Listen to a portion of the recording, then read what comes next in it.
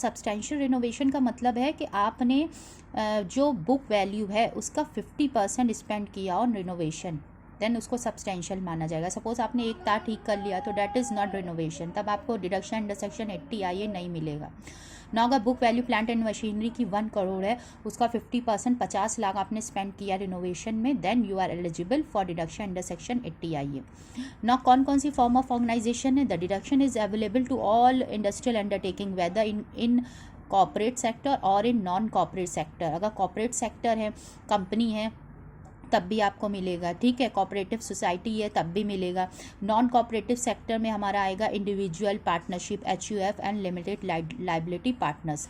तो ये non cooperative और कोऑपरेटिव सेक्टर्स के लिए डिडक्शन अवेलेबल है to all industrial undertakings. Okay, तो यहाँ पे हमने देख लिया बिजनेस, ठीक है, कौन कौन से बिजनेस एलिजिबल है, एंड देन हमने देखा फॉर्म ऑफ ऑर्गेनाइजेशन। ना अब हम देखेंगे specific conditions. Now what is specific condition? First ये 3 कंडीशंस हैं, ठीक है। ये अगर अंडरटेकिंग्स मीट कर रही है देन उसको डिडक्शन अंडर सेक्शन 80 IA मिलेगा, ठीक है। सपोज हमारी एलिजिबिलिटी है एग्ज़ाम में अपेयर होने की, पर जब तक हम उस एग्ज़ाम को पास नहीं कर लेंगे हमें रिज़ल्ट नहीं मिलेगा। तो हमारी जो कंडीशंस हैं, इन द सेम वे यहाँ पे स्पेसिफिक कंडीशन है। एलिजिबिलिटी तो हमारी आ गई, बिजनेस से फॉर्म ऑफ ऑर्गेनाइजेशन में हम अपेयर हैं, मतलब हम फॉर्म ऑफ ऑर्गेनाइजेशन में फॉल कर रहे हैं, ठीक है। नाउ स्पेसिफिक कंडीशन को जब तक अंडरटेकिंग मीट नहीं करेगी टिल देन उसको reduction under section 80 IA available नहीं होगा, ठीक है ना। तो फर्स्ट है कमेंसमेंट ऑफ ऑपरेशन, मतलब आपने बिजनेस अपनी कब स्टार्ट की है, ठीक है।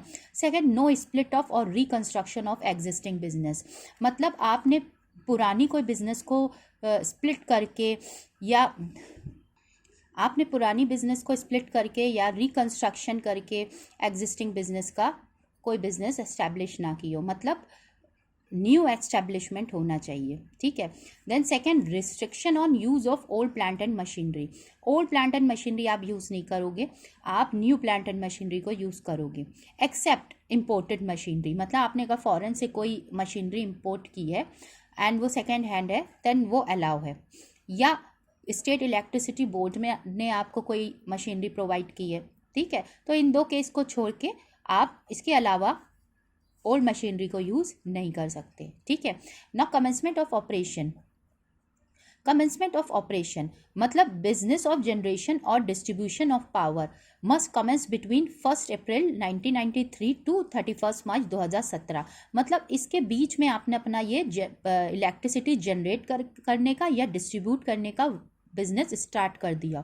कब से? 1 अप्रैल 1993 टू 31 मार्च 2017, ये हमें डेट याद करनी है, ठीक है। हमारा फाइनेंशियल ईयर स्टार्ट होता है 1 अप्रैल से एंड होता है 31 मार्च को, तो ये तो हमारा क्लियर है, ठीक है ना। 2017 तीनों में कॉमन है, हमें ये डेट्स याद करनी है। ये 1993 है बिजनेस ऑफ जनरेशन और डिस्ट्रीब्यूशन के लिए, ठीक है ना। बिजनेस ट्रांसमिशन या डिस्ट्रीब्यूशन का काम, ठीक है, इसमें जनरेशन और डिस्ट्रीब्यूशन दोनों था, इसमें सिर्फ डिस्ट्रीब्यूशन है, ठीक है। That business must start between 1 April 1999 to 31 March 2017, इसके बीच में आपने अपना बिजनेस ट्रांसमिशन का डिस्ट्रीब्यूशन का स्टार्ट कर दिया, then you are eligible for deduction under section 80 IA, ठीक है, आउट ऑफ योर प्रॉफिट, ठीक है ना। Now third है business of substantial renovation और and modernization of the existing transmission और distribution lines। ना इसका बिजनेस आपने जो ये स्टार्ट किया है ये 1 अप्रैल 2004 से 31 मार्च 2017 के बीच में आपने स्टार्ट कर दिया हो, then only you will get deduction under section 80 IA, ठीक है ना।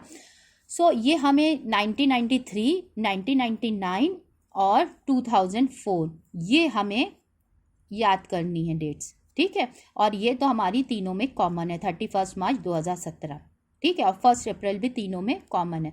हमें याद करना है बिजनेस ऑफ जनरेशन और distribution must commence between 1 April 1993, हमें 1993 टू 31 मार्च 2017। नाउ ट्रांसमिशन और डिस्ट्रीब्यूशन का 1 April 1999 till 31 March 2017। Now substantial renovation का वर्क 1 अप्रैल 2004 हमें याद करनी है टिल 31 मार्च 2017, इसके बीच में आपने ये वर्क स्टार्ट कर दिया। ठीक है, ये हमारा हो गया कमेंसमेंट ऑफ ऑपरेशन। ये जो अंडरटेकिंग मीट कर रही हैं, देन ये तीनों कंडीशन, स्पेसिफिक कंडीशन आपको फुलफिल करना है for deduction under section 80 IA। ठीक है, now how much rate of deduction? An eligible undertaking can claim deduction of 100% of profit or gains derived from such business। मतलब 100% आपको deduction मिलेगा अपने profit और गेंस में। मतलब अगर आपका प्रॉफिट 1 करोड़ है तो 1 करोड़ पूरा आपको डिडक्शन में मिल जाएगा। 100% ऑफ प्रॉफिट है और गेंस, ठीक है ना। ओके, तो इतना डिडक्शन आपको, मतलब कोई टैक्स आप पे नहीं लगेगा। ठीक है, एन एलिजिबल अंडरटेकिंग्स, ठीक है, can claim deduction of 100% of profit और gains derive from such business. 100% profit का आपको मिलेगा, जितना प्रॉफिट है उतना डिडक्शन आपको मिल जाएगा। ठीक है ना। पीरियड ऑफ डिडक्शन, कितने साल तक आपको डिडक्शन मिलेगा? Deduction is available for any 10 consecutive assessment years out of 15 years. मतलब 15 सालों में से 10 साल तक आपको मिलेगा, लेकिन इसकी शर्त क्या है? 10 कॉन्सिक्यूटिव असेसमेंट ईयर्स होना चाहिए। मतलब ये हमारे 15 साल हैं, इन 15 सालों में से 10 सालों तक आपको डिडक्शन मिलेगा। कोई भी 10 साल जहाँ से आपने डिडक्शन लेना स्टार्ट किया हो। ठीक है, और 15 साल कहाँ से स्टार्ट होंगे? 15 साल होंगे beginning from the year in which the undertaking start operations. जहाँ से अंडरटेकिंग्स ने ऑपरेशन स्टार्ट करना, बिजनेस स्टार्ट करना शुरू करा है, वहाँ से लेकर 15 साल ऐड होंगे जब बिजनेस स्टार्ट किया है। ठीक है, और 10 साल हम कहाँ से देखेंगे? जहाँ से आपने डिडक्शन लेना स्टार्ट किया है, वहाँ से 15 साल तक आपके 10 साल हो जाना चाहिए। मतलब हमने तीसरे साल से हमारी बिजनेस यहाँ से स्टार्ट हो गई, तो ये 15 साल हम हो गए। अब इन्हीं 15 सालों में हमें कोई 10 साल मिलेंगे डिडक्शंस के। ठीक है, कहाँ से ऐड होंगे? जहाँ से हमने डिडक्शन लेना शुरू किया। मतलब ऐसा नहीं हमने एक डिडक्शन यहाँ पे लिया, फिर एक डिडक्शन यहाँ पे, फिर एक डिडक्शन, ऐसा नहीं है। जहाँ से हमने लिया है कॉन्सिक्यूटिव्स होना चाहिए ईयर्स। ठीक है, यहाँ से हमने डिडक्शन लेना स्टार्ट किया तो यहाँ से हमारे 10 साल ऐड होंगे। यहाँ से हमने डिडक्शन लेना स्टार्ट किया, यहाँ से 10 साल होंगे। इन्हीं 15 सालों में 10 साल फॉल करेंगे। ठीक है ना। Infrastructure facility, the deduction is available to any ना। ये तो हमारा हो गया पावर सेक्टर का। ठीक है, अब हम देखेंगे इंफ्रास्ट्रक्चर फैसिलिटी का। ठीक है ना, द डिडक्शन इज अवेलेबल, हमने पता है इंफ्रास्ट्रक्चर फैसिलिटी हमने देख लिया, रोड्स बनवाना, हॉस्पिटल्स बनवाना, रेलवे स्टेशंस बनवाना, एयरपोर्ट्स बनवाना। तो अंडरटेकिंग्स जो इनके डेवलपमेंट में, इनके मेंटेनेंस में, इनके ऑपरेशन में इंगेज्ड हैं, तो that undertakings are also eligible for deduction under section 80 IA। ठीक है ना। तो the deduction is available to any entrepreneur carrying on, the deduction is available to any enterprises या entrepreneur हम कह सकते हैं carrying on the business of maintaining, ठीक है, developing, okay, maintaining and operating, ठीक है, maintaining and operating और developing, maintaining और ऑपरेटिंग एनी इंफ्रास्ट्रक्चर फैसिलिटी। ठीक है, सो ये डिडक्शन 80 IA में किसको अवेलेबल होगा? वो एंटरप्राइजेस जो बिजनेस क्या कर रही हैं, इंफ्रास्ट्रक्चर फैसिलिटीज़ को डेवलप करने में, ठीक है, उसको मेंटेन या ऑपरेट करने में, ठीक है, या डेवलप करने में, मेंटेन करने में और ऑपरेट करने में। ठीक है, अगर सिर्फ डेवलप कर रही हैं तो वो भी एलिजिबल हैं।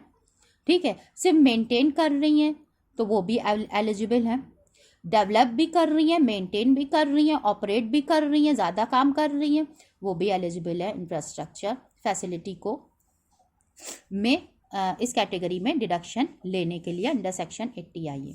ओके ना। एंटरप्राइज क्या, कौन होना चाहिए, मतलब जिसको डिडक्शन मिलेगा अंडर सेक्शन 80 IA में। ठीक है, हम इंफ्रास्ट्रक्चर फैसिलिटी पढ़ लें, हमारी कैटेगरी फर्स्ट में जो आ रहा है। The enterprise is owned by a company. ठीक है, कंपनी रजिस्टर्ड इंडिया में होना चाहिए। ठीक है, अगर कंपनी है या ग्रुप ऑफ कंपनीज हैं, ठीक है, इंफ्रास्ट्रक्चर डेवलपमेंट, उसका मेंटेनेंस, उसका ऑपरेशन, ये बड़ा काम है। ठीक है, अगर ग्रुप ऑफ कंपनीज कर रही हैं वो भी एलिजिबल हैं, अगर कंपनी कर रही हैं वो भी एलिजिबल हैं, बट रजिस्टर्ड होना चाहिए इंडिया में। ठीक है, ये अथॉरिटी या कॉरपोरेशन है, establish as per various Indian laws के अकॉर्डिंग एस्टैब्लिश हुआ है, जैसे NHIA, national highway authority of India. ठीक है, तो ये हमारी जो एंटरप्राइजेज हैं वो रजिस्टर्ड होना चाहिए इंडिया में। ठीक है, सो ये हमारी फॉर इनको डिडक्शन मिलेगा अंडर सेक्शन 80 आई डाटा एलिजिबल। ठीक है, now it also includes, now infrastructure facility में हमारा ये भी इंक्लूड होगा, पावर सप्लाई प्रोजेक्ट ये भी इंफ्रास्ट्रक्चर फैसिलिटी में आएगा, irrigation project, sanitation and sewage system or solid waste management system, that will also come under infrastructure facility. Now roadside amenities is not eligible for deduction. roadside amenities क्या है, जैसे हमने highway बनवाया, highway के पास कोई restaurant बना दिया तो वो डिडक्शन के लिए अवेलेबल नहीं है। ठीक है ना। Now the deduction under section 80 IA shall be 100% of the profit and gains derived from such business for the initial 10 assessment। ये हमने पावर सेक्टर में पढ़ा था, वही सेम इसमें है। ठीक है ना, 100% डिडक्शन है। अगर प्रॉफिट हमारा 1 करोड़ है तो पूरा 1 करोड़ का डिडक्शन आपको मिल जाएगा, कोई टैक्स नहीं लगेगा। ठीक है। Now second, audit is necessary and audit report, audit necessary है। आपको 80 IA में डिडक्शन लेना है तो आपको ऑडिट कराना पड़ेगा अपने अकाउंट्स का। ठीक है, और ऑडिट किस फॉर्म में होना चाहिए, फॉर्म 10 CCB इज रिक्वायर्ड, ये याद होना चाहिए, form 10 CCB। Now copy of agreement with the government, जो अंडरटेकिंग्स जो इंगेज्ड हैं इन कैटेगरीज में, कैटेगरी 5 में, और उनको डिडक्शन अंडर सेक्शन 80 IA में लेना है तो डैट उनका एग्रीमेंट होना चाहिए गवर्नमेंट के साथ, whether central government, state government या लोकल अथॉरिटी के साथ एग्रीमेंट, और एग्रीमेंट की कॉपी भी अटैच करनी है। ठीक है, किसके साथ, ऑडिट रिपोर्ट के साथ। ठीक है। Now the deduction is available for any 10 consecutive assessment years falling with in a period of 15 assessment year, जो हमारा पावर सेक्टर में था, सेम भाई। ठीक है। Non return of income should be submitted on और बिफोर ड्यू डेट, मतलब अगर इन केस आपको डिडक्शन लेना है अंडर सेक्शन 80 IA में तो आपको रिटर्न ऑफ इनकम फाइल कर देना है, सबमिट कर देना है ड्यू डेट पर या ड्यू डेट से पहले। ठीक है ना, आपको रिटर्न ऑफ इनकम सबमिट कर देना है ऑन और before due date of submission of return of income.